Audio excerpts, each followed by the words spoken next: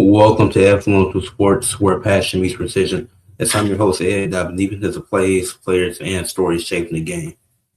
Now, this is going to be a little chaotic, this video of fantasy booking, how Jordynne Grace could win women's Money in the Bank this year.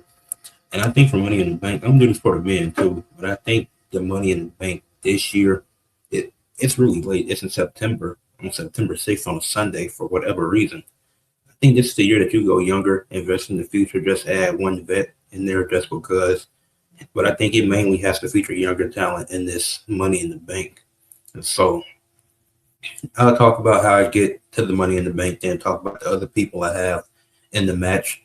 But essentially how we start in this whole story, how I'm going to build Jade and Jordynne Grace through this. And this is assuming Jordynne Grace can be back in time for that. If Jordynne Grace doesn't win it, my backup would be Lash Legend. I think she'd do a great job with it. And there's a couple of NXT call-ups here that I think will be called up by September, if not likely before September. But I think they'll be called up following WrestleMania more than likely. So let's get into it. So WrestleMania, I got Jade retaining versus Rhea Ripley. With the help of BFAB and Michin, she should be able to retain. That following SmackDown, April 24th, I will have Jordynne Grace return, talk about her plans to get back to the top in like a backstage segment. She don't got to come back and immediately have a match.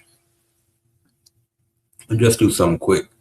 And then you could have, this could lead Jade into a feud with Io Sky, with her beating Rhea, Io trying to avenge Rhea for what happened.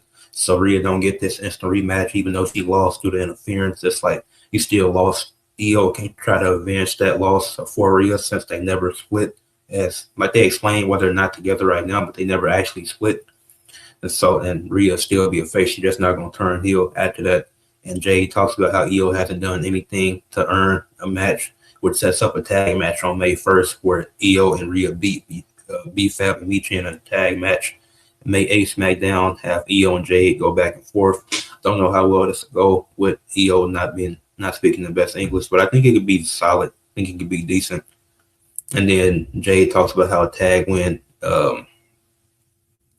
and clearly a tag win isn't enough. So Jade could pick Io's opponent at Saturday night's main event, and if Io is able to win that match, then she'll get a shot at the championship. So Jade is going to choose somebody out of random. She'll announce it that next day, May 9th, not Saturday night's main event, Backlash. If Io wins, she'll get the shot at Saturday night's main event. So May 9th, Backlash, Io Sky, she has a match for its mystery opponent. Jade introduces somebody she doesn't like, but who gave her a tough battle in Jordynne Grace, who just came back. She remembered that Jordynne Grace mentioned how she want to get back to the top. Jade is like, this is your chance to prove it, because either way, I'll beat either one of y'all, and I'll be happy beating Jordynne Grace again. Io Sky gets the win. Then May 15th, SmackDown, you can have Io come do the promo, do one of those backstage vignettes, how she's overcame every obstacle that Jade has thrown her way, and that she's ready for her match at Saturday night's main event. May 22nd, just have Jade beat Candice LeRae in like a 5-minute match. Just get her in a match, and just because Candice LeRae really doesn't matter. So she's somebody who can take a loss and it'll be fine. And it'll just be another win for Jade. Stat pattern, yes, but it's what we have to do here. Then you can have Io and Jade have their contract signing later in the night, or immediately following that, have a commercial, then get the carpets or whatever out so they can do the contract signing, or not, or you can show us all the ads in the ring that y'all love. And then you have Jade retain versus Io May 23rd at Saturday night's main event. Now Io, Rhea, they're out the title picture for now. She's beat both Rhea and Io. Now she's teamed with BFAB and Michin. Those are her baddies now in WWE. So now you move on from that.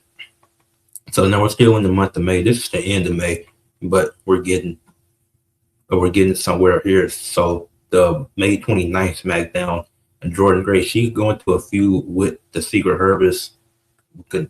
That way she'll have something to do, because it's going to be other people in that title scene building. Because Jordynne Grace got to build herself back up to win, to actually be in the Money in the Bank. And unfortunately, I can't build everybody's story, because that'll take a hell of a lot of time. And it took a lot of time doing everything I needed to do for this. So she entered a feud with the Secret Herbist because they was going to start something with that earlier anyways.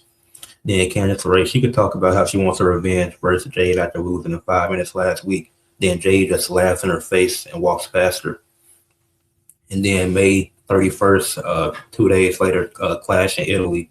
That's on a Sunday too. Okay.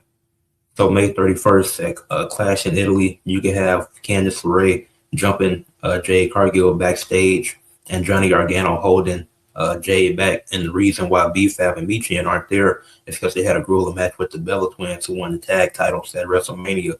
And there was a tag title match, and the Bella Twins won that match. And then you could have Jordynne Grace. She could go one-on-one with Chelsea Green, but loses that match due to Alba Fire interfering, continuing that feud between them. Now we're in June. We get to June 5th. Jordynne Grace, she goes one-on-one with Alba Fire, and she wins that match. But then she gets jumped by Alba Fire and Chelsea Green following the match, further in that feud even further. Candice LeRae, she beats Nikki Cross in a match. She's trying to prove that she can compete with Jade, even though beating Nikki Cross doesn't mean nothing. But it's somebody who she can get a win against. It can be a solid back and forth match. You can get Nikki Cross back in the ring. And then I think Nikki Cross could out this to be in the ring. So that's that. And then actually another part on that June 5th SmackDown, have Michin and B-Fab jump Johnny Gargano, because Candice LeRae, she wants to prove that she's worth a shot. Have Johnny Gargano be involved in this. Have him getting beat on by B-Fab and Michin and giving them something else to do following their tag loss to the Bella Twins. Then June 12th, I think this is around the time Sol Ruka gets called up. So we see her backstage signing the contract with Nick Aldis, and Jordynne Grace is the first woman to welcome her to SmackDown. They were allies for like a little bit, not super long, but in NXT, that was cool. With each other, didn't have any beef. So Jordynne Grace welcomed her to SmackDown. A Secret Service, they could talk trash about both of them, setting up a tag match for the following week. Then Jade and Candice LeRae, they could have a promo going back and forth, setting up a beat the clock challenge for the next week. Whoever wins in a faster time gets to decide the stipulation for their match. So June 19th SmackDown, Jordynne Grace, Sol Ruka, they beat the Secret Service, get a win there. And even Jordynne Grace could get the pin. Well, Sol will get the pin since it's her second main roster match. But Jordynne Grace, she'll look like the star in it. She'll have a superstar performance, but you'll let Sol get the win, so that way it's beneficial to both of them. Candice LeRae, she beats Michin in 8 minutes, 15 seconds. Jade beats Johnny Gargano in a match, and you actually let Gargano get a little bit of offense in, but it's still a quick match. It's 5 minutes, 56 seconds, and Jade decides on a no DQ match for June 26th SmackDown. June 26th SmackDown, Jade retains in the no DQ match versus Candice LeRae. Obviously, it'll be a bit longer than 5 minutes. Still won't be super long, though, probably like a 9 to 10 minute match, so a little bit more time, showing that Candice LeRae has improved a little bit, but she still can't fuck with Jade Cargill. But maybe she could be a solid mid-carder in the future. Maybe that's what they're building her up to be. And then June 27th. Now, some of these pay-per-view dates are projections, so some of them I'm not sure on. It's just around the time that it happened last year, so I just went with it. So June 27th, Night of Champions, I will have a segment in the middle of the show when Jade telling Michin and B-Fab to get their shit together. This is similar to what happened with the baddies when they were struggling to get wins when she needed them the most. Even when she wasn't in matches and they just had their own matches and they struggled to get wins, this is something that would happen from time to time. Not like every month, but she would install some confidence in them, like, what the hell are y'all doing? What's going on with y'all? Y'all need to get to the top. I want y'all to be champions while I'm champion. That way we can dominate WWE. Obviously, AEW didn't have women's tag titles at the time, so she just wanted them to win matches. So now it could be actual implications to them being to B-Fab and Michin being next to her. Now, they still won't win the tag titles here, but they'll do what the baddies did and get some wins when they are in matches, get some significant wins, then maybe get the tag titles when Jade loses her championship. Just maybe. I'm not going that deep. But so now, July 3rd, you get into the next feud for Jade. Alexa Bliss, Charlotte. This is when they start their split. This is when it finally happens. At this point, they're arguing about who should be the one to battle Jade. And then Jade, she sees them backstage and she was like, y'all debating about who should face me. How about y'all decide in the ring and y'all have a match one-on-one to decide who or actually not against each other, but a match of y'all going against my girls and seeing if y'all can beat them, and whichever one of y'all gets the pin can be the one to face me for the championship. But what happens is Michin and BFAB upset Charlotte and Alexa with them getting into it throughout the match. So then you see that chemistry is becoming stagnant and dysfunctional between them. So that's when they really start to split. Then Jordynne Grace, she get into it backstage with Zelina Vega just so she can have something to do, setting her up for next week. Because I don't know, Aleister Black, he won't be a factor. I don't really care about him. July 10th SmackDown, Jordynne Grace, she defeats Zelina Vega. And then Charlotte, she challenges Alexa. Obviously, they both want to be a number one contender for Jay's championship. So Charlotte's like, the only way we can prove who's ready or who deserves a title shot is by going one-on-one. Nick Aldis approves of it. The match is made for next week, July 17th. Jordynne Grace talks about, and she mentions it again, how she wants to get to the top, how she wants to be at the top of the card and get another opportunity at Jade, that she lost her first and only opportunity. And Zelina, she's claiming that it was luck and that you haven't even won. And how she's been a mid-card champion. She's been the U.S. champion. That's when Grace can acknowledge the TNA stuff and how she won outside of WWE before she came there. And then that can set up the rematch in the following week. Then Alexa would defeat Charlotte to become the new number one contender because it sets up something later down the line in this story that I have. So then July 24th SmackDown, Jordynne Grace versus Zelina Part 2. Jordynne Grace get the win. Then Alexa Bliss, Jade Cargill, they go back and forth on the mic. At this point, Alexa is still a face. She hasn't turned heel yet, but she will be turning heel soon. Then July 31st SmackDown, you get the contract signing. And then now SummerSlam is 2 nights for whatever reason. And Jade retains versus Alexa Bliss. So we're continuing the reign of Jade Cargill. So now moving into August 7th SmackDown, Nia Jax and Lash talk about how they both want gold. It can be tag gold, singles gold, it can be whatever. But it can be whatever you assume that it is. But Lash, she wants the WWE Women's Championship. Nia wants the World Heavyweight Championship. Brand split doesn't matter. And so they both want the top gold. And if that's so, Lash, she wins her Money in the Bank qualifier versus Tiffany Stratton. Nia Jax, she calls out Jade Cargill and saying that she wants a shot at the title soon. Jordynne Grace, she wins her Money in the Bank qualifier that same night versus Kiana James. Yeah, no triple threat qualifiers. That's one-on-one matches. Back to that. Then Charlotte, she tries to apologize for the way that she treated Alexa Bliss and how things went over between them.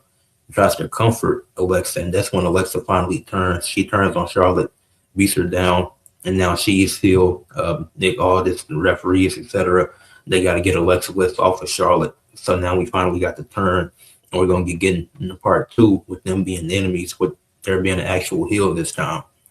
August 14th SmackDown, Soul Ruka, she defeat Nikki Cross in the Money in the Bank qualifier. Jade's cutting the promo where she gets entered. She's cutting the promo, then it gets interrupted as Nia and Lash just attack B-Fab and Michin, distracting her. So now Jade has to defend their honor with them being outside the ring. And then Charlotte later in the night, she demands an explanation from Alexa, and Alexa talks about how she just used Charlotte to get back to the top. As Charlotte she has the most women's world titles in WWE history, and she hasn't won a single title since 2020. So she was using Charlotte to get back to that top spot that she hasn't been in a while. So then August 21st, you get Nia, Lash, and a returning Tamina to our surprise, something we're not expecting. This probably isn't realistic, but let me have fun. Have a returning Tamina, and they defeat Jade, Michin, and B-Fab in a 3-on-3 match. And then Charlotte, she's having a match with Alba Fire, and this is the only win Alba Fire is getting this year. Alba Fire wins the match due to Alexa Bliss interfering. So then August 28th SmackDown, you have Jade and B-Fab attack Tamina. Yeah, you have Jade and B-Fab attack Tamina. Not Jade and B-Fab. B-Fab and Michin. I don't know why I put Jade there. Michin and B-Fab can attack Tamina backstage. Jade and Nia has been made official for WrestlePalooza through Nick Aldis due to what's been transpiring in the last few weeks, with Nia pinning Jade in that match the previous week. Then Alexa Bliss loses to Chelsea Green due to Charlotte getting involved and interfering in the match. Now, September 4th, we have all the participants for the Money in the Bank match. So let me scroll up. So the Money in the Bank qualifiers would be Natty defeating AJ Lee to qualify for it, being the one veteran in the match. Lyra Valkyrie defeating Asuka to qualify for it. So you get that Lyra push that you've been waiting for, that most fans have been waiting for. You get a newly called up JC Jane taking on Stephanie Valkyrie Part 2, and JC Jane wins once again. And once you tell another story with them at some point on the main roster, the story is that JC Jane has Stephanie Valkyrie's number, and Stephanie would have lost the title by this point at WrestleMania to Liv, and she's trying to get back to the top. But JC Jane, the newest Raw call up, beat Stephanie to qualify. Lash Legend, I would have her beat Tiffany Stratton. Obviously, Tiffany won that triple threat match. This could be a callback. Now, I know Chelsea got pinned, but Lash defeating Tiffany would be big for her because Tiffany is a woman that held the world title for 300 days. I have Sol Ruka defeat Nikki Cross, the newest SmackDown call up, because, Nikki Cross, she's going to get some, she's going to have the most losses this year just because I need somebody to job, and she's going to be that person. I don't care. And I already explained how Jordynne Grace qualified, beating Kiana James on the episode of SmackDown. So then September 4th, SmackDown had the three faces in the match to take on the three heels. So Jordynne Grace, Sol Ruka, and Lyra, they will win their match versus JC Jane, Lash, and versus Natty, JC Jane, and Lash. Then I would have Natty stand tall, making it very obvious that she isn't winning. So post-match brawl, I just have Natty stand tall so we know, you can count her out as the winners because we're not expecting that. Then Charlotte and Alexa get into it backstage, having to be separated. Jordynne Grace, September 6th, Money in the Bank, Jordynne Grace wins that. Nia Jax and Jade Cargill, they battle to a double countout, which is going to force Nick Aldis' hand, forcing a second match between them. Then Alexa and Charlotte have a face-to-face mid-show, making a match for WrestlePalooza, which I don't know if it'll be back. It'll either be a WrestlePalooza or Saturday night's main event. Like I said, some of these dates are projections. So then September 11th, SmackDown, Nia, she can argue about her rematch she wants in Last Woman Standing, since Jade technically didn't beat her. Jordynne Grace to do a promo following her win. And then Nikki Cross will try to get into the heads of Charlotte and Alexa. We're just going to start the story with the Wyatt Six finally dying, kayfabe-wise. So then that'll lead into a match at WrestlePalooza. Not September 18th, SmackDown. Michin and B-Fab defeat Tamina and Lash Legend due to Jade paying the official in the match to rig the match for her girls to win. And then Jade and Nia, they'll do the contract signing later in the night. Then Charlotte, she got irritated by Nikki Cross trying to get on her head the previous week. So they go one-on-one and Charlotte wins that match because, like I said, Nikki Cross is going to be doing a lot of losing. Yeah, that's what you're here for. Then September 19th, WrestlePalooza, projected date by me. Jade Cargill versus Nia Jax Part 2. The Last Woman Standing match. Jade Cargill retains, and she continues to hold that championship. Then Charlotte defeats Alexa. Now they're both 1-1 versus each other. But we can't have a trilogy yet as Nikki Cross approaches Alexa back post-match. And that leads to something that's going to carry us for the rest of September going into Crown Jewel. And so then September 25th, SmackDown, Jade. This is the build up to Crown Jewel. So most of this build don't really matter. So it'll be Jade, Raquel having a promo because I think Raquel will beat Liv by this point. Grace will cut a promo about getting back to the top. Then B-Fab interrupts, setting up a match for next week. Sol Ruka wants a match for Charlotte to prove herself, and Charlotte grants her that wish next week. Alexa Bliss, Nikki Cross have a campfire segment. They're just chilling at a campfire, or they're at a campfire and it gets heated, not because of the campfire, but because of the words they say to each other. October 2nd, SmackDown, Raquel and Roxanne, they defeat Jade and Michin so then that'll be a surprise win. Roxanne, she could be in the IC title scene for all I care. Maybe her and Raquel will still be cool when she comes back. So you can have that tag match to build up to their match in a few weeks. And then I would have Jordynne Grace lose to B-Fab due to the odds just simply being against her with Raquel with Jade and Michin being ringside for that. Then Charlotte would defeat Sol Ruka, but gain respect for it in the match. Then Nikki Cross, she challenges Alexa Bliss to a loser leaves town match in 2 weeks. So then you get to October 9th SmackDown. Jade and Raquel, they have a track meet, and whoever wins. Don't really care. Can't rig a track meet. Jordynne Grace is pissed, and she wants Michin one-on-one next week. So Michin agrees to that. Well, Nick Aldis signs off on it. Nikki Cross traps Alexa Bliss in a storage for reasons. Then Charlotte, as she's giving advice backstage to Sol Ruka, the Bella Twins interrupt and just trash talk Sol, the new up-and-comer, setting up a match for next week. So October 16th SmackDown, I will have Jade and Raquel have a one-on-one basketball game. Whatever happens, happens. Can't script basketball. Then I have Jordynne Grace defeat Michin, have Alexa Bliss defeat Nikki Cross, essentially ending the Y6, sending them on their way, and specifically Nikki Cross goes to NXT, and the other guys still be all spread out. And then with Alexa Bliss winning, that breaks them apart finally, with Nikki going to NXT being the first domino out of Y6 falling.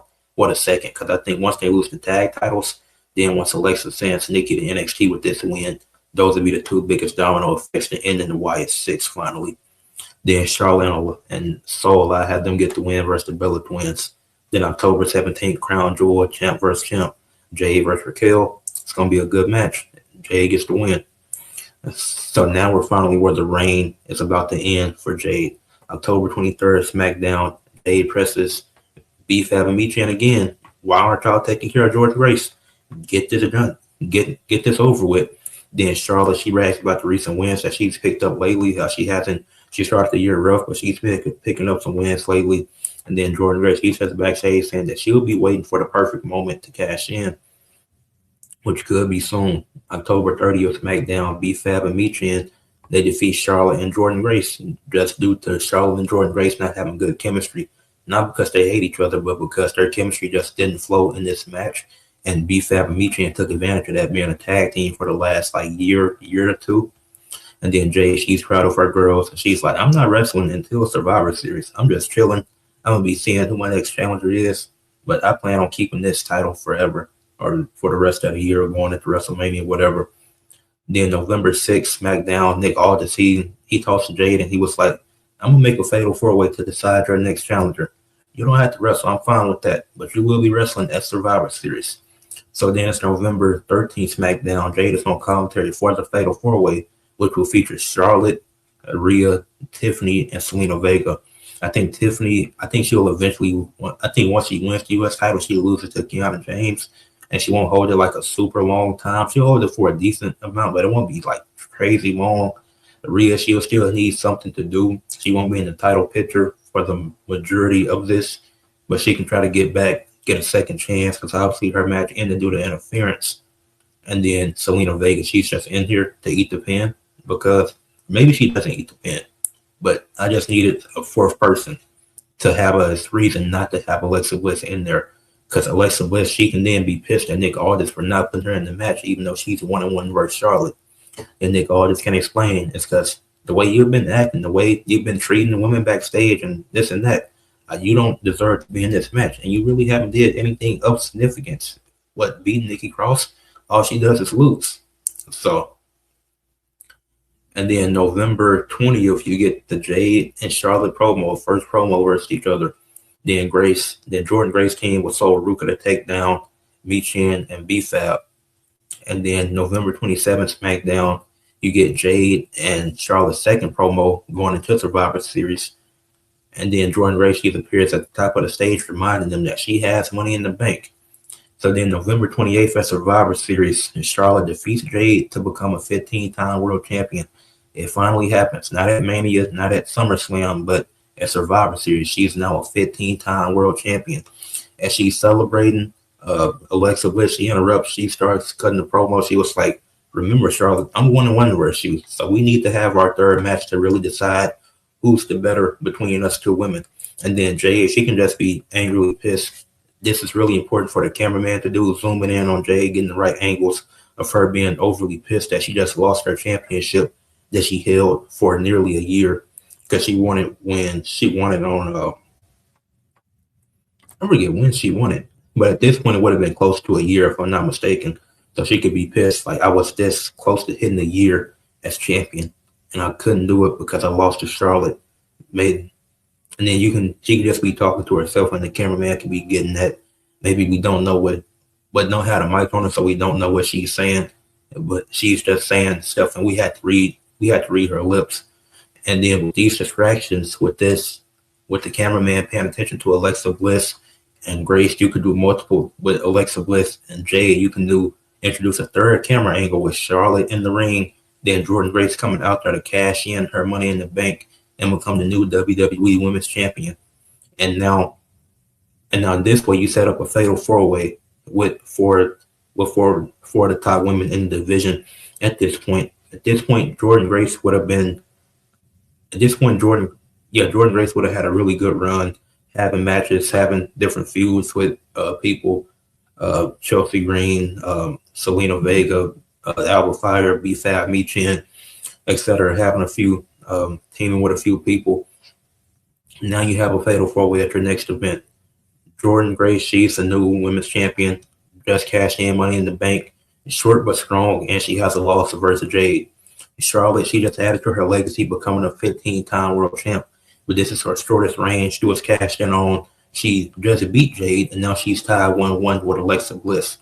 Alexa Bliss, she's 1-1 versus Charlotte. She lost to Jade already, and she wanted Charlotte to be champion so she could beat her for that title in their third one-on-one match versus each other in this current feud. Then Jade, she has history with all three women through matches, segments, and defenses.